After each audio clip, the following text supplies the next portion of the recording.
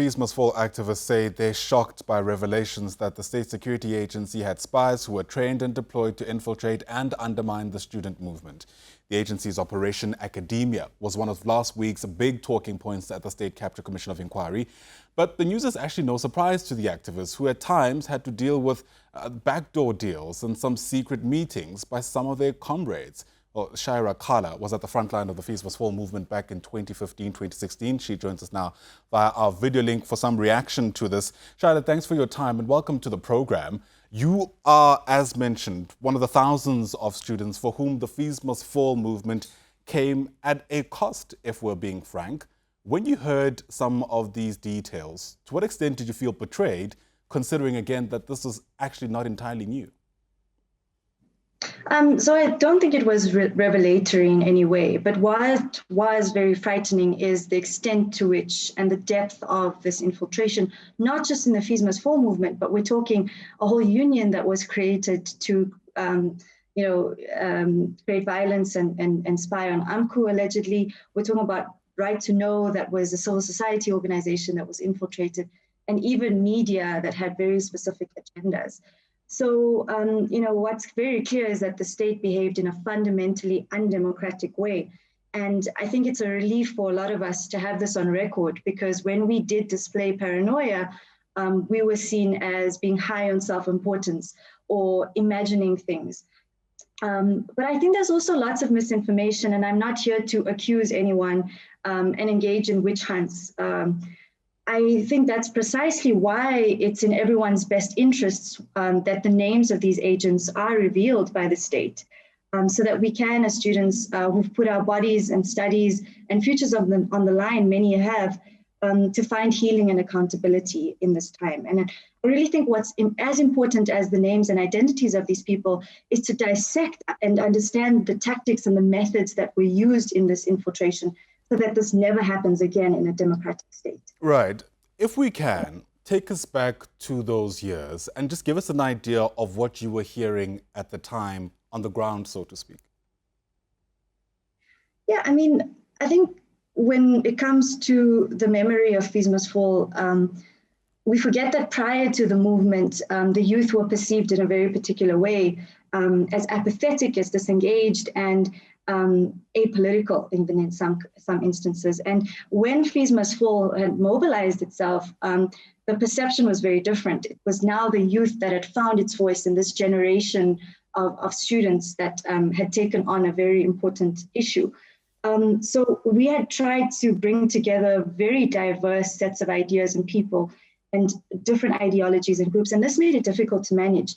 And in 2016, particularly, I think the mood had changed. We were no longer the youth that had found its voice. We were now seen as enemies of the state, wanting to destroy the university. So I think, the longevity of students and even of the worker movement was a real threat to the ruling elite. And anyone who had been involved in movement building will tell you that it is a messy game. But what made it even harder was the presence sometimes of unknown people who were not students and who very deliberately created conflict. And I think what was shocking then was in 2017 to see some of these same people outside the Gupta compound disrupting anti-Zuma protests. And that's what, that did nothing to allay our suspicions. And it was also then very clear that these were not just the ruling party, but really factions within the ruling party that were intent on destroying the movement. And beyond that, it was also, this toxic feeling on campus, and that was over and above the internal political divisions. So we're still grappling with the messiness and trauma of this time. And it's often said that hindsight is a perfect science. Looking back, was there even a way of trying to, call it, orchestrate, isolate individuals who were suspected of actually being in cahoots with the state in this way, considering even then there wasn't really any evidence to put forward? No, I mean, and even now, anecdotally, you hear about meetings that took place, but it's very difficult to prove who was in those meetings. So like I say, it is in everyone's best interest that those names are revealed, because the state engaged in very undemocratic behavior.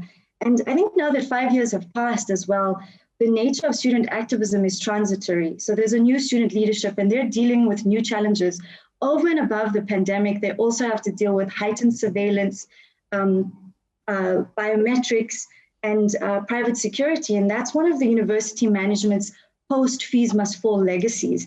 And I think we ought to be much more critical of that in light of these revelations, because this represents the worst kind of hyper-surveillance. And I believe that our universities should be vibrant spaces where learning transcends the classroom.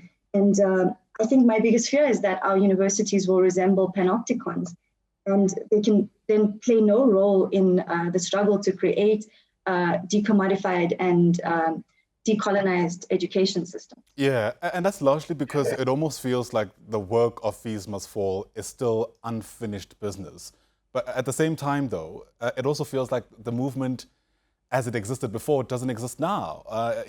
Some people might say it kind of imploded. That in mind, what becomes the unified response to this? I can't speak on a unified response.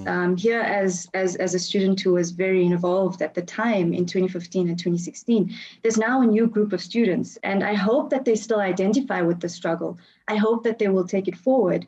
But like I say, the nature of student activism is transitory. And I think if there's any sense of morality left in our university management and in our government, they should really introspect on what led them down this path to not only shoot at their children, but to spy on them, and the broken future that these decisions create.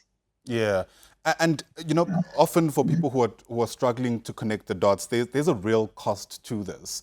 I'm reminded sometimes of Professor Bongani Mayosi.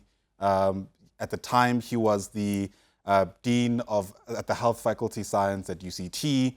He sadly committed suicide. It later emerged that part of the things he was actually struggling with was this label of being a spy. That in and of itself is just anecdotally the cost of some of the stuff that was happening at the time. Yeah, and this is why I think it's in everyone's best interest that these names and identities are revealed. I cannot express this more deeply, that we deserve to know who these people were, and we deserve to understand and dissect the methods and tactics that were deployed to destabilize this movement, so that, like I said, it never happens again in a democratic state. What happens after they're named, though? Is it a matter of arrest? Is it just to shame them? What lessons as a society do we take from these people being identifiable? I mean, personally, I think it's a process of healing and accountability. And how we deal with that is something that we have to spend a lot of time thinking about. But I don't think it helps anyone not knowing who these people were. They knew the decisions that they were making at the time, and those decisions had major consequences for a lot of us. So we deserve to know. Absolutely. It's on that note that we'll leave it. Thanks very much for your take on this. It's, at least on the face of it, a story that will continue to make headlines. Shaeera Kalla was a Fees Must Fall activist, weighing in on some of the revelations that came out of the State Capture Commission of Inquiry.